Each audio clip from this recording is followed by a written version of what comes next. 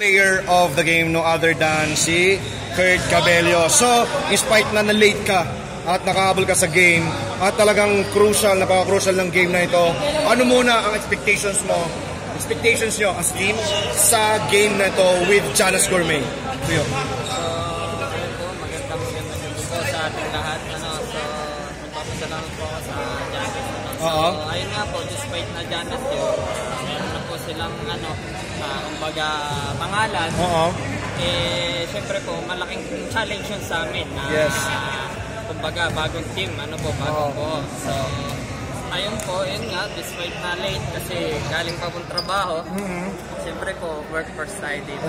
Siyempre. Yung pang pinunta natin dito. So, ayun lang po, laro lang, enjoy pa rin. So, try na manalo, bigyan sila ng magandang laban. So, ayun po, nakuha naman namin yung panalo. So, nagpapasalamat po kami sa taas. Ayun, so talagang pinaghandaan nyo. So, passes, dahil ikaw ang best player of the game, ano ang naging challenge sa inyo na, na talagang bibigyan nyo ng tuon o ng pansin sa Janus Gourmet? So, sa amin po naman, yun po, team play po talaga. Pansin naman po natin na maganda yung nagiging ikot ng bola. Tapos one stop po kami na. One stop defense. Any question from Sir Arvin? Mr. Janus, Sir Cabello, good evening po. This is Arvin Guerrero with you. Any thoughts po on your next game po? Dahil si Cardinals po is matagal na po ngayon. Ano po yung maasahan po na po sa susunod na laro nyo po?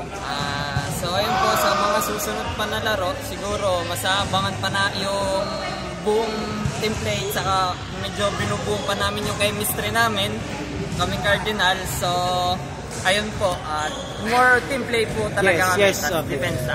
Basketball sa team play po talaga, not individual po. Sa PLBL, PSBQ, sorry. Sa PSBQ, and of course, yung mga gusto mong i-greet, kasi napakaraming supporters po ni Kurt Cabello, napapansin natin yan sa ating mga videos, interviews. So, ayun po, nagpapasalamat ako sa PSBQ, kay Mr. Kanoy P. Vlogs po, kay Sir, sa bumubuo ko lahat ng liga, sa pamilya ko, sa nanay ko, sa kapatid ko, happy birthday sa kapatid ko, sa girlfriend ko, I love you, sa pinsan ko, kay Louie, kay Ate Brenda. So yun, there you have it po, si Kurt Cabello, ating best player of the game from Team Cardinals. Congratulations sa pangalawa ng panalo. Next po, sino po? Next naman, ating kakausapin ngayon. Yan. Sendarin din natin si Ibarra, sama ka nito para hindi na sila mahiya. Okay, first of all, Mr. Ibarra, good evening po. Naalala ka tayo yung project, di ba? Project Dylan? Yes. So ito na po ang ating mga best defensive player, Tapal King of the game, and 3-pointer of the game. So defensive player, Tapal King, and 3-pointer. Ayan si Giliena, si Ibarra, and si Manina. So first question will come from Mr. Arvin. Mr. Ibarra, good evening po. This is Arvin with you po. Naalala ka tayo sa Kabilang Liga ba sa NDBL? Opo. Yung deadly free throw mo, 3 points mo talaga. Anong sikreto mo doon? Paano mo siya na-sharpen po? Ang sikreto lang po, matulog na umaga. Ayan, matulog na maaga lang. Yun lang, wala kang drills or something para ma-sharpen siya? Yung 3 point mo? Sa kupod kasi namin may court, kaya medyo nakapag-practice tayo. Ayun, yun. So, practice makes perfect po. Correct. So yung game nyo ngayon, ano na naging expectations nyo sa laro nyo na to? Which is first time nyo na maglaro this season, no? Kasi si Manina nakapaglaro na first game, si Guba nakapaglaro na rin. Ano naging expectation nyo sa laro nyo in which makalaban nyo yung Janus Gourmet kayo? Una ko po, first time ko maglaro sa base. Okay. Yung mga kasama ko rin, bago rin. So, parang binigay talaga sa amin yung luck. Okay. Buenas. Saka patience talaga. Kagandahan po kasi sa team namin, may tiwala sa isa't isa, kaya trust.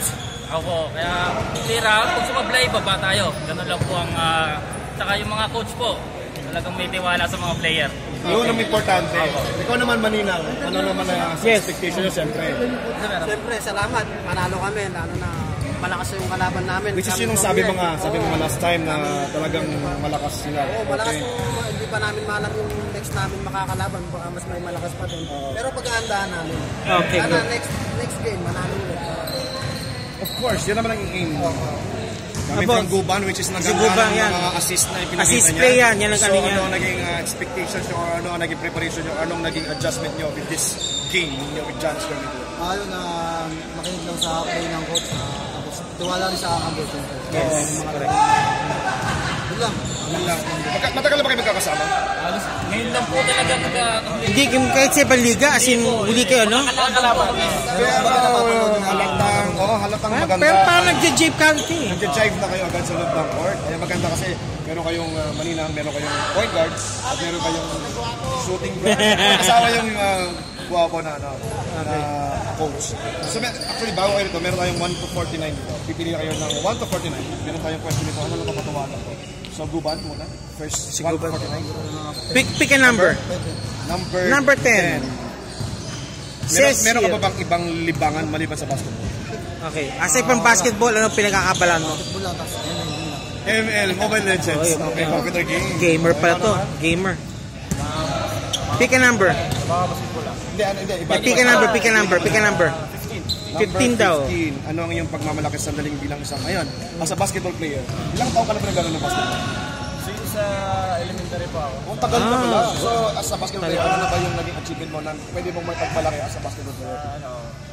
Palaro player. Napano pang bansa? Oh, syempre naman. Team Caraga, okay. Caraga so, team. napaka-importante as a student yan na mapabilang ka sa palarong pambansa. Oh, dahil yan, matindi yung pinagdadaanan yan.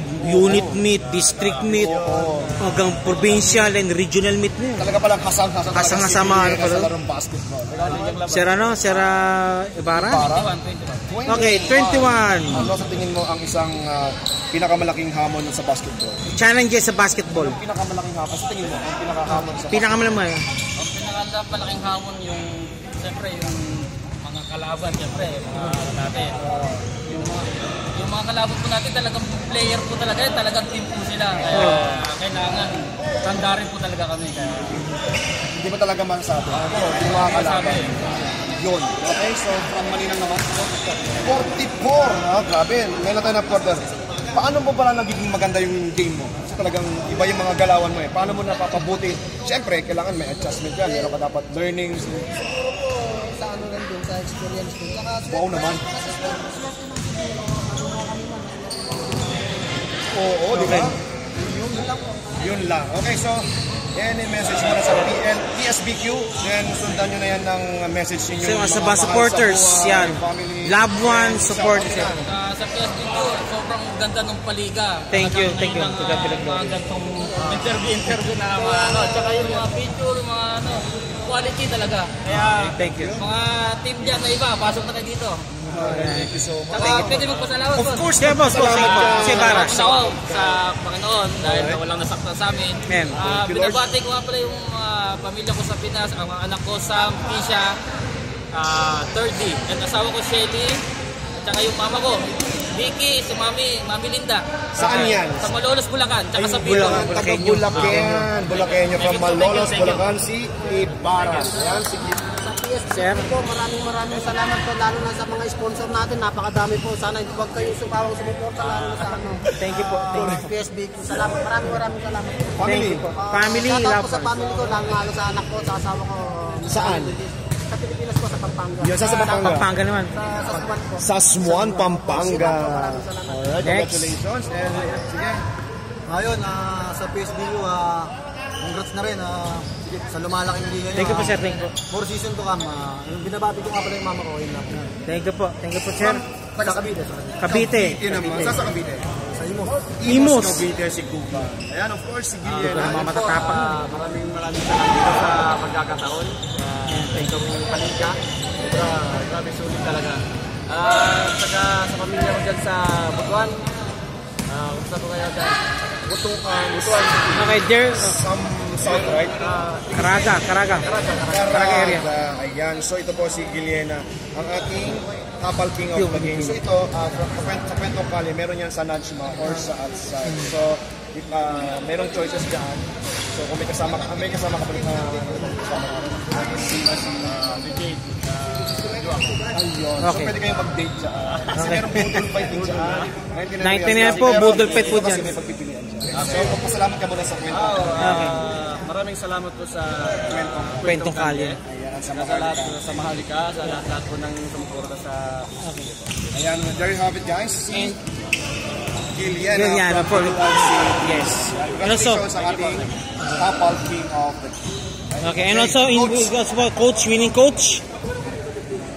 Welcome po yung winning coach po. Yes, winning coach. The winning coach. Panayam ang winning coach ng Cardinals, in which nakadalawang panalo na sila. So, coach, may ano po ba yung history ng Cardinals po? Ba't nyo napiling Cardinals? bali, first of all, papanyan, ganda ko dos kay Coach Rosel, ang ganda ng laban. Yes, for sure. Makabulang kami ng fourth quarter, crucial talaga. Sabi ko lang sa mga players ko, kasi binuo namin talaga una yung chemistry. Kasi ibang players dito, ngayon lang namin nakasama. So, chemistry talaga, teamwork, nila. Salamat po. So, merong mga pagkakataon na nagko-collapse. Merong mga pagkakataon na talagang nag-swing sila eh. Nag-switch kayo ng lamang. Actually, evident po yun sa fourth quarter. In the first 2 minutes, na-shutdown yung card yung Giannis. Pero on the next 2 minutes, na-shutdown naman kayo. Paano siya nababawi po, nabe-break? Sinuwerte na lang din kami sa bola, tapos dinalas namin yung kabila. Okay. Kaya nag-rally kami. Yun. Nakuha namin yung nakalamang kami, nakuha namin yung momentum. Yes. So, pero doon sa thinking na makakalaban nyo ang Giannis, ano ang naging expectations, ano ang